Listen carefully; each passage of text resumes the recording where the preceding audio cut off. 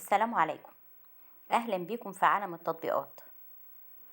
لو أنت مهتم بالجديد والمفيد في عالم التطبيقات، تقدر دلوقتي تشترك في القناة وتفعل الجرس علشان يوصلك مننا كل جديد في عالم التطبيقات، ونقدر نشرح لك كل التطبيقات المحلية والعالمية، زي تطبيقات العقارات، تطبيقات السيارات، التطبيقات اللي بتسرق حساباتك، الطيارات اللي بتستنزف بياناتك، وكمان تطبيقات التعارف. النهاردة هنتكلم عن تطبيق تون كيبر.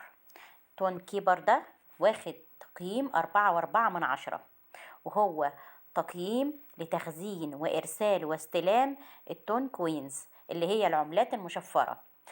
حجم التطبيق ده 7.6 من 10 ميجا بايت بس.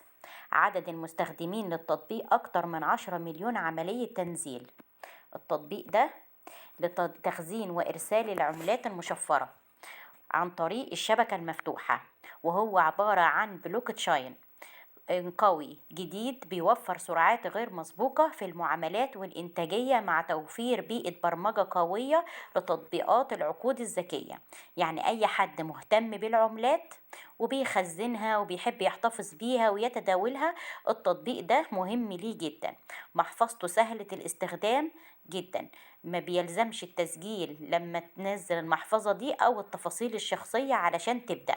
كل اللي عليك ان انت تكتب عبارة الاسترداد السرية التي يولدها تون كيبر، وتبدأ فورا في تداول تون كوينز بتاعتك وإرسالها واستلامها. سرعة التطبيق ده عالمية ورسومه منخفضة جدا. التون ده عبارة عن شبكة مصممة للسرعة والإنتاجية، والرسوم أقل بكتير من اللي بتتفرض على التطبيقات الأخرى. أي حد مهتم بالعملات المشفرة وبيتداولها ياريت ينزل التطبيق ده، علشان هتساعده جدا في تخزين وإرسال واستلام التون كوينز الخاص بيه.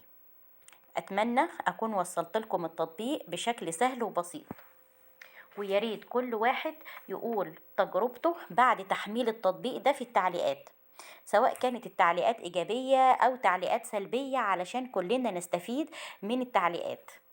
ولو انت شفت الفيديو ده بعد فترة ولقيت ان في اي تجديدات او اي تطويرات او اي تعديلات حصلت على التطبيق، ياريت تبلغنا بيها عشان نوصلها تاني ليك بشكل افضل. دلوقتي بطلب منكم ان انتوا تشتركوا في القناة وتفعلوا الجرس علشان يوصل لكم مننا كل يوم كل جديد في عالم التطبيقات. ولو في اي مشاكل قابلتك في القناة بتاعتنا، تقدر تتراسل معانا وتتواصل معانا عن طريق صفحة مراجع برامج على الفيسبوك.